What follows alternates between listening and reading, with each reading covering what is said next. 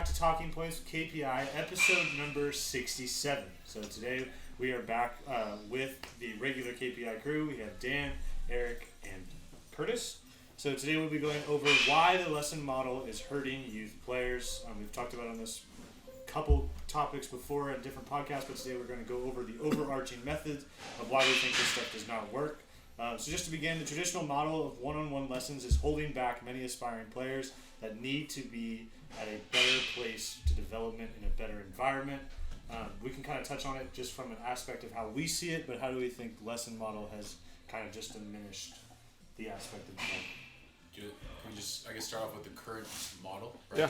Go ahead. I play for a rec team, I play for a travel team, I play for a high school team, whatever it may be. I have my high school coach, my travel coach, my rec coach, I have my mom and my dad, and then I have a gap between where I want to be and where I want to get to, and where I currently am.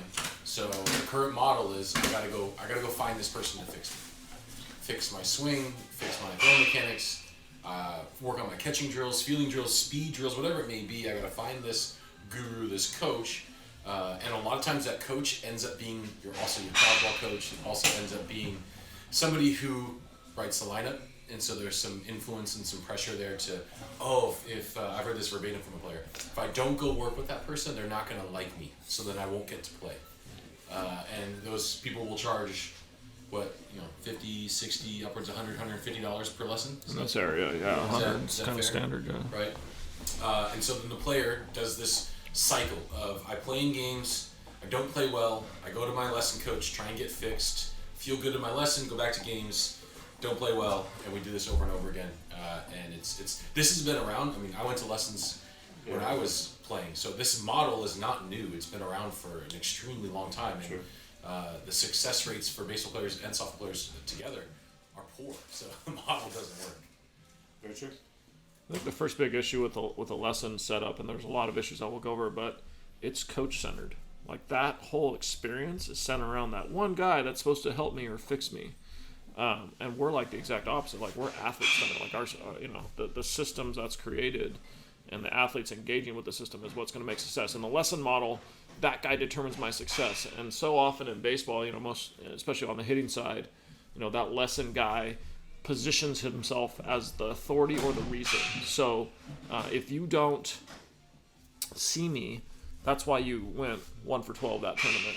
And then if you did, or if you went 1 for 12, you need to see me more now. Okay, like we need to go a little deeper. We got to do some more advanced things. Or if you went 6 for 12 in that tournament and you're on top of the world, it's like, see, it's working. Come see me more. And that's just not really how human development works. And that's what's so crazy about the lesson model. And it's something I've talked about a lot. It's so against what the rest of the way society works. Like you don't go to one person to run a business, or you don't go to one person to make a good product. Like it's an ecosystem, but for whatever reason, parents want to think that like that one person, is supposed to do it. And a lot of these guys are really good. They know how to feast on anxiety. They know how to create a sense of authority over these families. And it's not really how human performance should be designed. It doesn't follow any science. We know that there's better ways to do things. So we've really kind of been trying to educate people and try to buck that model a little bit.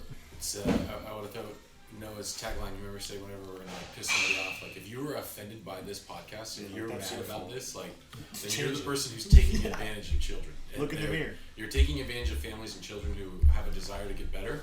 And you just want to make cash on the side of the table to basically offset your hobby, which is coaching. And that's being brutally honest. It's very common where you're a travel coach, you're a high school coach, I do lessons on the side, I get paid a bunch of cash under the table, and you can make very good money doing it, but there's no way to tell are the players I'm working with, are they actually improving, because it is that roller coaster. Well, it's funny, like, I would be okay with it, like if you admitted to what you were doing, like you know what you're doing, but a lot of these guys go, no, I'm not doing that. I'm doing what's best for the athlete. And it's like, well, you're not. Like, how could you say that you are, even though when you know you're not? I mean, I can't even tell you. That's the craziest. How many lessons I've seen, and prior to KPI, when we had other facilities, we had guys doing lessons in there. Like it's like monotonous, flipping, line drive to the back net. Good job. do this, and it's just so brutal, and it's like, it's okay, then here, and then they walk away, and line I've stole from Dan a lot in the assessments is like, that's a transactional environment. Like you were making a transaction over that 1 hour. Give me $100. I work with you for 1 hour. Go away for a week. Come back. Give me $100. That's not how human development works. Like that's not how performance works. But like that's what people think should happen. I think the two counterpoints I always have, like, okay, we're doing this for the rest of the athlete, or this works for them, is right away you could do your lesson at usually they're 30 minutes or 30 minutes to an hour. You could do a 75-minute lesson with 2 to 3 kids and charge them all less money in a small group environment. They may pay less money. You actually make more money because now you have 3 kids paying $50 versus 1 kid paying $100.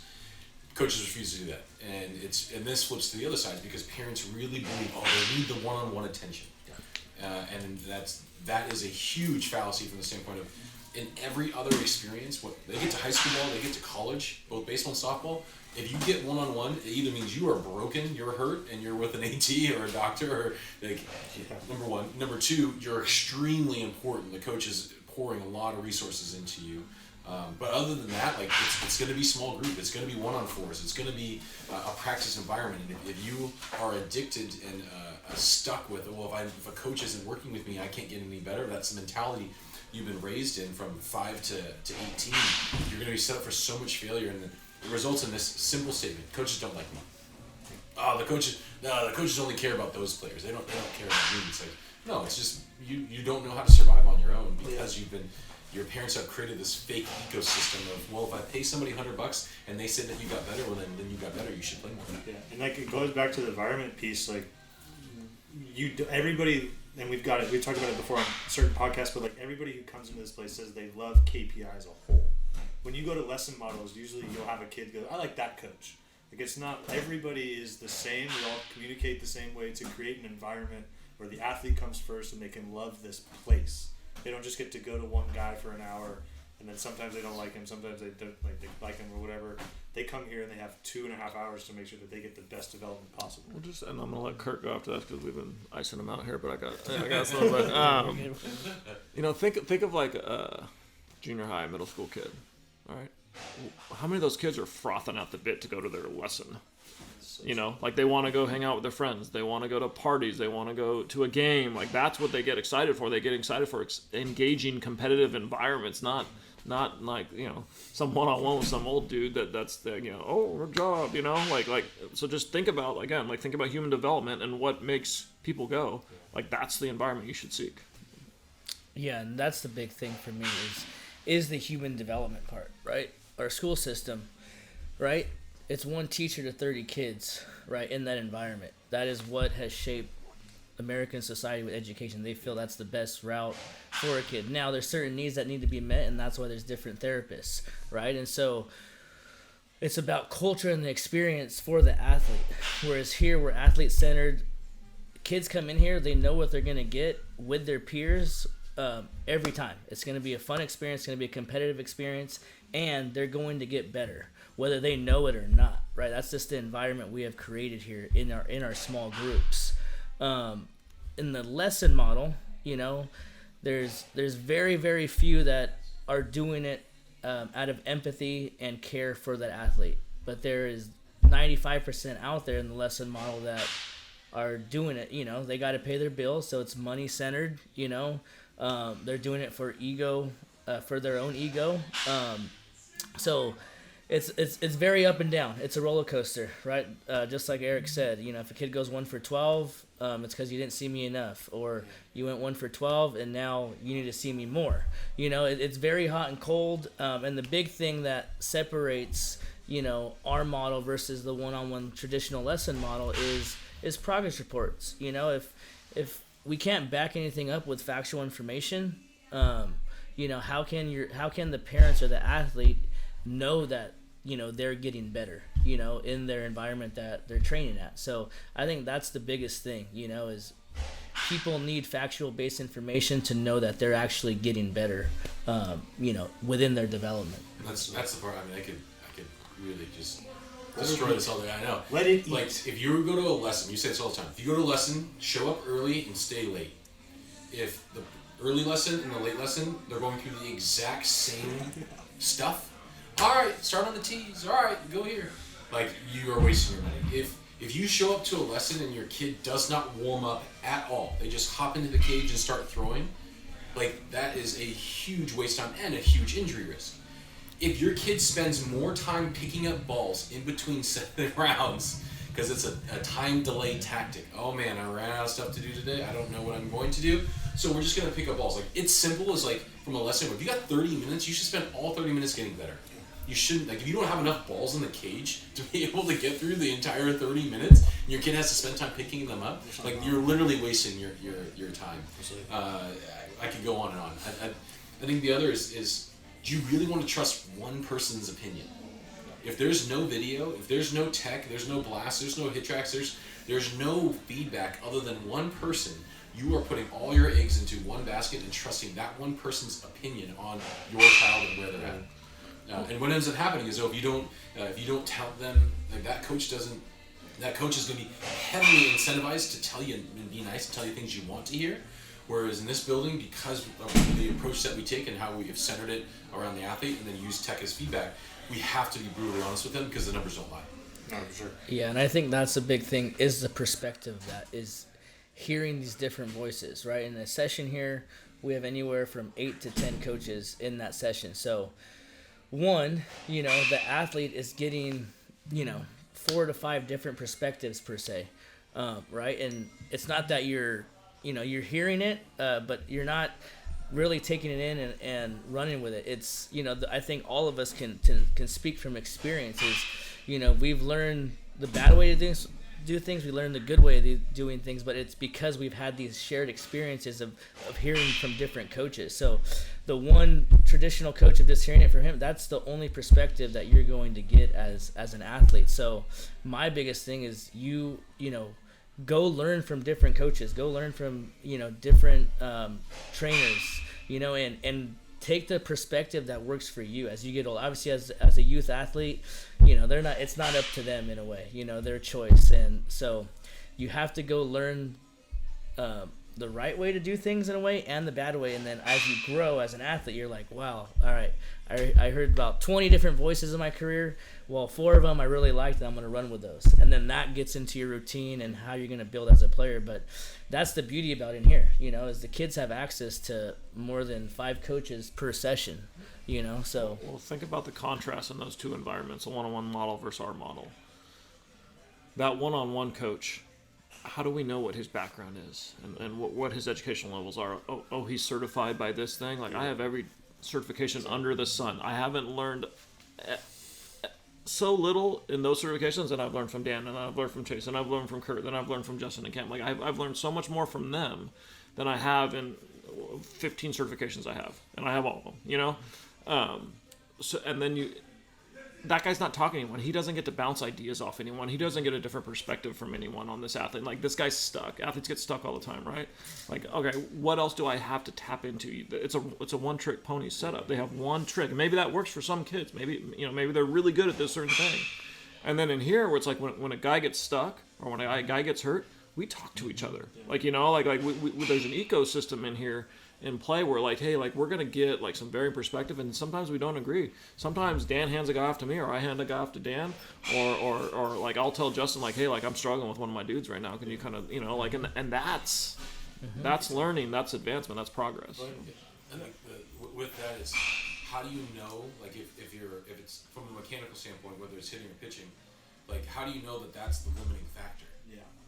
If the limiting factor is movements or feels or my mechanics or my approach, all of those things, yes, they're valuable and important, but how do you know? You have to rely on this one person. And across the board, majority of lesson coaches don't have certifications. Yeah. Overwhelming majority is I played at this level.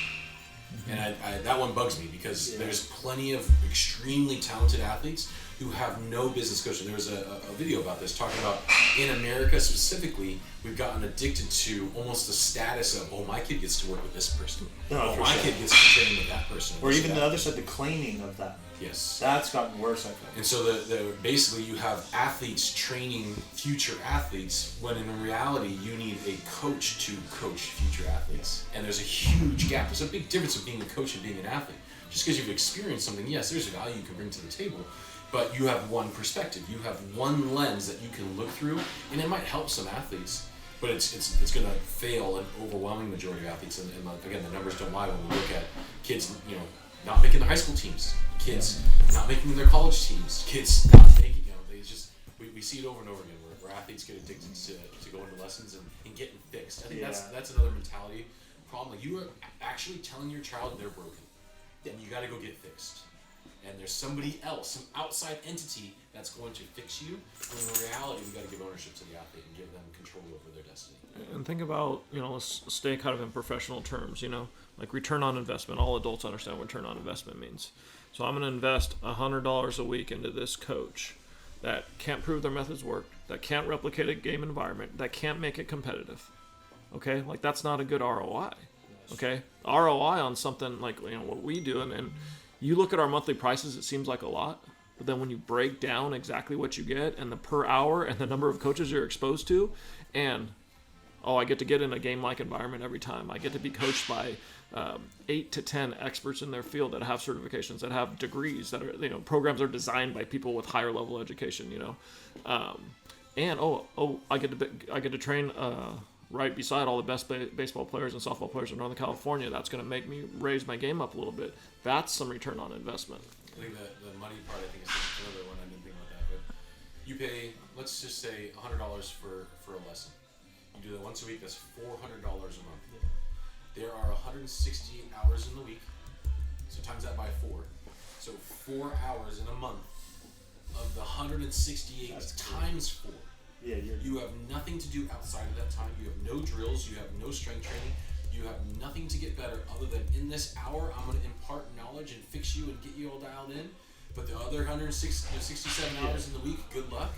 Like, nobody's going to have success. Yeah, you're basically banking your whole future on 20% of training. No, not even 20%. We're talking about 0.001%. Crazy. 4 hours of like 600 plus hours. That's like, you crazy. really think that's a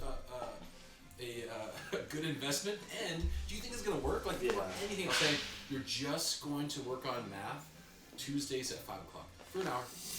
And then we're going to test you on calculus. Yeah, then what? Yeah, exactly. No, but you don't have to do it any other time. And I think that's where parents say kids are lazy. Kids aren't lazy. Yeah. We are creating an environment where I only work on things when I'm with that person. Yeah. I work on my hitting with my hitting coach. Work on my fielding with my fielding coach. Well, work on whatever it may be. And so it's just the model is broken and it's terrible. And to stay on that point and to kind of flip it to the coach's side, that coach only gets to work on those coaching skills with that athlete. So he's basically doing the same training for his coaches. When a little inside baseball here, but at KPI, before any drill or whatever, before it gets taken to an athlete, coaches go through it first, which I think is a very rare scenario. We test and proof that these things are going to work when in all reality, and it just kind of came to me, a lesson coach just gets that 4 hours to work on his coaching, and that's it. Like, he doesn't get Let's even be more brutal. They're scrolling on Instagram on Sunday night, trying to find drills to do. That everyone does. Yeah, or they find some other hitting guru that they like and resonates with them and starts doing the same drills as them. Well, let's lean into that kind of, the development side of things of this. All right, so think, obviously we're technology based. All right, we don't only have a ton of technology that there's no possible way a lesson guy could afford because they don't do enough bodies. Even the best. So they don't have a lot of tech, and if they do, it's one thing. The leverage of that technology. Think about how we leverage technology in here. We create leaderboards. All right. We have recruiting profiles that have all their tech automatically on there. We're able to create baselines. Like, we know our high school population averages this. We know our college population averages this and this metric. So then we're able to program better because we have all these baselines and all these normative data. And we're able to leverage the technology we have to an ultra high level because of the bodies we have in here. So it's just a system that keeps feeding each other, and we can keep improving it because we have it. Whereas a lesson guy, again, like, he doesn't have that volume. He doesn't have the bodies. He doesn't have the tech to leverage it in a way that's meaningful. You want to know what else they're missing? Yes. Accountability. Oh, for sure. The only person who can hold them accountable to them actually getting kids better is themselves. Whereas, like, a couple weeks ago, we sat down as a staff, a portion of the staff, and we were like, this session, the way it's set up is not good. We need to be better. because we can hold each other accountable. Just like if Kurt sees this, the strength side, I'm director of strength, and he says, hey, kids aren't getting stronger. I test their vertical jumps for all the youth players, and they're not going up. They're not improving. Well, There's an accountability system that's built in, and the data allows us to do that. Where we do massive reviews every summer, every spring. We're going to look back and say, did we make kids better, and were we better than ourselves last summer, last spring? So I want to touch on that because that's and this happened between you and me actually. When I first started helping out with the hitting here, you stopped me in the lesson and said, hey, I need you to stop giving that cue. It's not helping anything, and then we'll move forward, and things got better.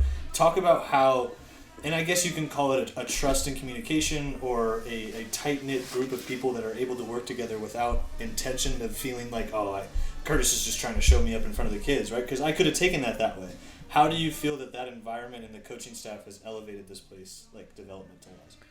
Well, one, if I didn't like you or care about you, I would have just had you stay with it, because the more and more you give answers to these kids, the more and more you'll find yourself going down a hole in about 3 months. So the best thing to do, for an athlete, and that's what we do here, is to provide them with an environment and drills to give them movement that you want without telling them anything. So you put them in a drill, and that's all you do.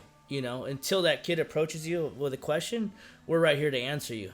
But the full experience here and culture we have created here is we prepare on the front end to go through the whole cage setup on the hitting side, to give them environments, give them certain angles of what we want to accomplish that day. And so once we attack the day, the coaching answers are last, right? So we want to observe the kid, right? See how it's playing out. Sometimes it works, sometimes it doesn't. You know what? That's when conversation, leads to. But the more and more we give answers right out the gate, right? The faster, one, they're gonna get stuck more, because all they're going after is what you're giving them. And then you guys are gonna find a barrier of like, all right, well, not only is the athlete stuck, but as a coach, I'm stuck. So the best thing you can ever do is provide them drills and see how it plays out. You're going after what it is, whether it's the stability, whether it's bat speed, attack angle, launch, whatever it may be. But you're providing assistance without giving them answers. And I think as a whole, even in education, the best teachers that we ever had never gave us the answers. We had to work for it. We had to prepare, right? And it plays out. The proof is in the pudding as the athlete goes and comes about it. We've been very hitting focused. If you're in a pitching lesson, that's true, and you're doing pitch design, and the guy is either catching you for whatever reason, I don't know why anybody in their right mind would catch bullpens.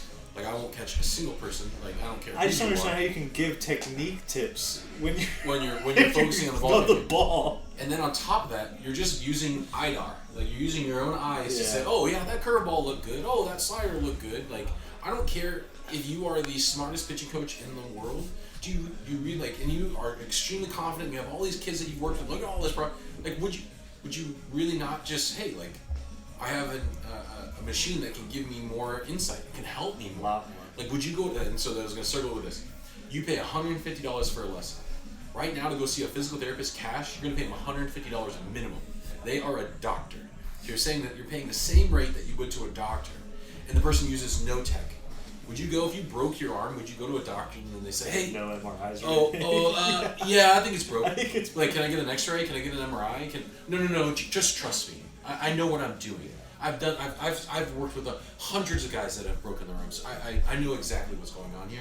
No, you're gonna go get an X-ray. You're gonna go get an MRI. We have to hold these people to higher standards, and we have to hold them accountable to what's going on. I think as we focus so much on the hitting side, or on the pitching side, it's like, there is no way. Like, if you throw over 85 miles an hour, it's too fast. Yeah, it's flat out just too fast. You can't tell. And so this question will be for Eric. I wanted to kind of go a little inside baseball here, but right, we talk about these qualifications, and Dan mentioned earlier how easy it is to kind of hop into this lesson model, creating the business that you have.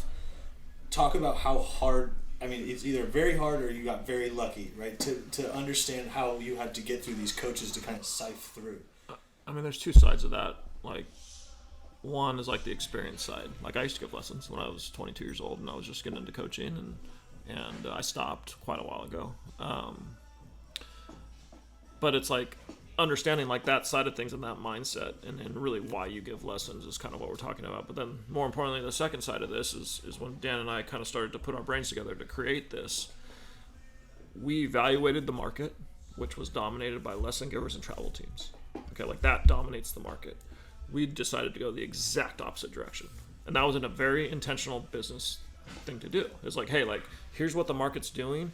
We don't want to do what the market's doing. We don't want to compete with the market. Okay, we're going to create our own market. And like you talk about all the time, you created your own niche. Yeah, we created our own niche. We created our own ecosystem that we dominate now. Now people are trying to be like us, you know. So that was the mindset. It's like, hey, like, there's a better way to do this. There's a chance for us as a business to truly create something unique and special.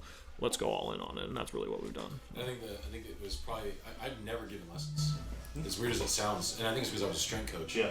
So, and I hated personal training. Like one-on-one personal training is like I would rather just go to the. I'll go to the dentist. Hopefully my wife watches this. Yeah. I would rather go to the dentist and get my teeth worked on than do a one-on-one with anybody.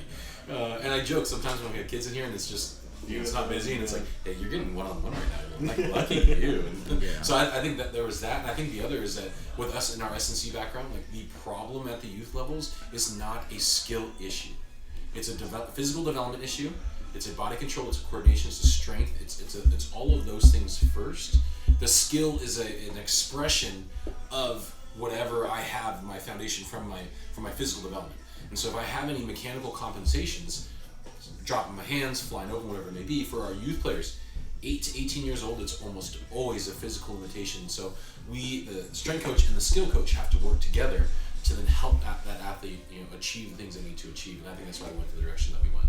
For sure. Yeah, and I'll share my experiences. When I was growing up, and then when I was given lessons, I did not do one-to-one growing up. Doing less, like me being the athlete, that environment did not help me. Be better. It was always group setting, 5-to-1, 10-to-1, more environment like that. I did not do one-on-one lesson ever. And then when I started to coach, at the college level, and then train and give lessons at the facilities there, one-to-ones were my least favorite. It's boring. You're trying to interact, with an 8-year-old all the way to a high school, even a college kid at times. It's just like, one, communication is a lost art within our era. These kids, they can text, but they can't talk. So now they're out of their comfort zone because they're like, they have to like talk to you, and then it can be just very, like I said, boring in a way. Where the 3-to-1, 4-to-1s, whether it was a defensive lesson, hitting lesson, whatever I was given at the time, those are lively. They got their peers, they're competing, they don't want to be the worst one of the group, right? But it's a way better environment for everyone. Everyone feels more comfortable because they're not kind of singled out, so it's just a perspective on that. Let's use some buzzwords that all coaches use. We need to replicate the game environment, right? Can you replicate the game environment when there's one-on-one? Without anything else going on? Of course not. So if we do, and there's a counter argument to like how much replicating the game environment helps you, but let's just use it. Like, you can't replicate a game environment in that environment. You can't make things competitive. You can't make things engaging. It's just blah. I think the other common lesson is the parents there. Yeah. Like you really, you're not going to get to know an athlete and genuinely build a strong relationship with them if the parents there, because they're always going to be on guard. You're not going to really see where they're at, and then you can't actually like reach them because again, there's now this wall. There's a wall there because and that's another reason we like parents hate it here, but we don't let parents in the facility. We'll let them in like the first time and check it out and see, meet the staff, get comfortable. After that, like you got to trust. You got a 3-year kid to go into the environment. I know. We used to at Westmont. Shout out to the Westmont crew. Cut the cord. Like you got to cut the umbilical cord. You got to let your kid go into the world and experience it, and let them sink or swim. And I think a lot of parents are afraid to do that, and that's why they go to lesson mode.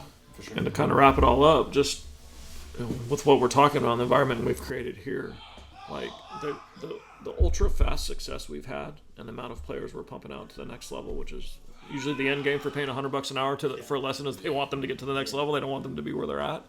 I think is a really good testament to like, hey, like there is a better way to do this. There is a science-based way to do this. There is a competitive, engaging way to do this. You just have to kind of take that leap. Absolutely. In all reality, I'm sorry, I said another cut you off, Kurt. You're gonna pay less money. Yeah. Like you're like for 2.5 hours here, for the rates that we pay, it's very, very valuable relative to the $100 per session. Yeah, on that too, we don't charge enough. So, if you are an athlete or a parent listening, you guys, better get in now, because I know as our conversations grow, I always say we need to charge more, especially for what we provide, the experience the athlete gets. This place is going to grow in the right way, and it's going to grow in the right way because we're athlete centered. But just to give my kind of last outlook on the one-on-one lesson is, obviously it's a blessing and capability, but the one-on-one lesson should be the one or second person that's in your life, whether that's your dad, your stepdad, your uncle. That should be your one-on-one lesson there. Outside of that, if it is another baseball guy, if they're not within your inner circle of probably 3 to 5 most important people in your lives, you're going to lose some empathy and love there, because it's going to get money specific. So, for your dads out there that are capable, or stepdads or uncles, whatever it may be, cousin, you guys are in charge of that one-on-one time with that athlete. And other than that, if it's up to the athlete, they're going to perform in an environment that is 2 to 1, 3 to 1, 4 to 1, 10 to 1, because most of them are, they're going to learn more by seeing. I can guarantee if they see another athlete doing it, or 2 other athletes doing it, they're going to learn more, because they're going to see either what that athlete is doing right or wrong. Just to give an outlook on that. Yeah, I got one last thing. Challenge for the coaches who are running lessons. There are opportunities within a bullpen or a hitting session for kids to rest. They need to rest. You can't throw 40 pitches in a row. You can't take 100 swings in a row. Knowing that, you can do a small group environment, have 2 to 3 kids in that group.